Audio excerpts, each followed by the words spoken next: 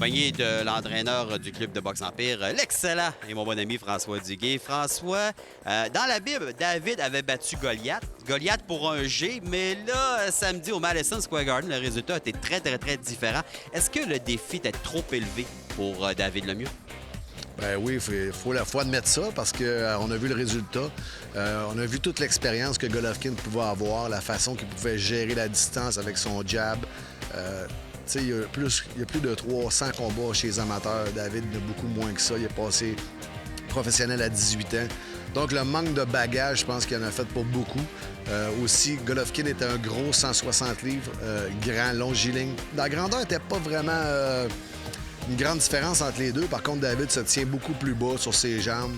Golovkin, lui, utilise sa longue portée puis il gérait la distance comme un vrai professionnel. Tu regardes, tu es un expert. Quand tu regardes le combat que Golovkin donnait, est-ce que c'est un combat littéralement parfait qu'il a livré? Ben écoute, c'est Golovkin qu'on connaît. Écoute, on connaissait ses forces, on connaissait ses faiblesses. Il n'y en a pas beaucoup. Il a utilisé ses meilleurs outils. Son meilleur outil, c'est le jab aussi, puis c'est la distance aussi avec les jambes.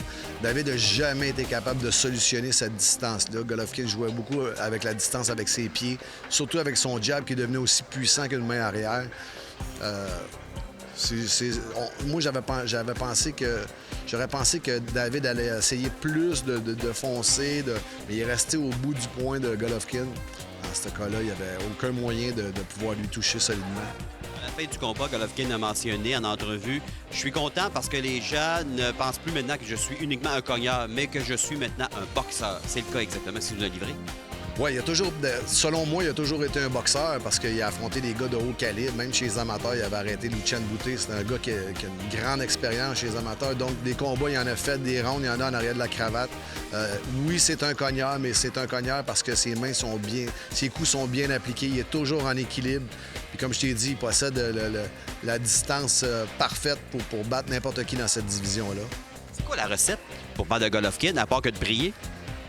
Ben écoute, c'est de mettre beaucoup plus de pression physique, de rouler en dessous, mais pas de rester dans la distance du jab, puis commencer souvent ses attaques au corps pour finir à la tête, étant donné qu'il est beaucoup très agile du haut du corps, très slick, comme on dit, d'attaquer le jab soit au chest, soit au ventre pour pouvoir passer une main droite pour rapprocher son corps. Mais Golovkin, il a joué la game avec son jab, surtout avec ses jambes, pour faire manquer David. Il a donné aucune opportunité de pouvoir l'approcher. David était champion du monde, aura l'occasion de se reprendre présentement. Mais trouves-tu que ça a été trop rapide, ce fameux combat contre Golovkin? Est-ce que toi, tu aurais été plus patient? Ben écoute, c'est sûr que tu passes ta vie dans la boxe. Un coup, tu es champion du monde. Qu'est-ce que tu veux faire? C'est de monnayer ta ceinture, d'aller se lancer dans un grand défi comme ça à sa première défense, d'aller mettre sa ceinture en jeu contre Golovkin, qui est le champion incontesté de cette catégorie-là. Oui, c'est un coup qui était vraiment très risqué. Moi, c'est sûr que je l'aurais fait autrement. C'est sûr que j'aurais fait une ou deux défenses optionnelles. Mais en bout de ligne, il aurait fait probablement la même argent. David s'est pas fait faire mal. Il y a beaucoup de gens qui ont critiqué le travail de l'arbitre. Ben écoute, M. Willis, je pense qu'il a fait un très bon travail. Il a sauvé David de manger des coups sur la tête pour rien, parce que dans le même soir, dans un autre gala, il y en a un qui a mangé des coups sur la tête un peu trop pour rien, puis présentement, il est entre la vie et la mort dans un coma. Je pense qu'il a fait un très bon travail. David, quand il reçoit le coup au corps, qui met le genou à terre, il y a un regard vers l'arbitre. Il ne faut pas perdre son adversaire de vue. Il faut se protéger en tout temps. Le coup que Golovkin lui a donné pendant qu'il avait le genou au sol, c'est un coup qui n'était pas vraiment... C'était pas vicieux. C'est des choses qui arrivent souvent, mais tu sais, tu mets le genou à terre, prends quand même les mains hautes. C'est un peu une erreur, mais écoute, c'est pas quelque chose comme... David s'est pas fait knocker par ce point-là quand il est allé au sol. À 2 reprises, le médecin est allé voir David Lemieux. Est-ce que tu penses que le médecin a pu parler à l'officiel, à l'arbitre en chef, et de lui dire « Regarde, surveille encore plus et dès que tu t'aperçois qu'il est dans le trouble, il faut arrêter le combat ».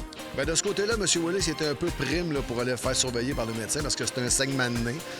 C'est des choses qui arrivent assez fréquemment dans la boxe. David n'était pas en danger quand il a envoyé voir le médecin. Par contre, j'ai su que l'arbitre, M. Willis, a parlé au coin de David, à Marc Ramsey, à ses entraîneurs dans le coin, en disant « Écoute, si vous voulez que je continue le combat, il faut absolument que David me démontre plus d'agressivité, qu'il me démontre plus qu'il est dans le combat, qu'il est capable de lui aussi attaquer, ce que David n'a pas fait par la suite après cet avertissement-là. Donc, la décision, c'est une bonne décision, je pense, de l'avoir arrêté. » Qu'est-ce que tu crois qu'il va arriver à David Lemieux au fil des prochains mois, par exemple?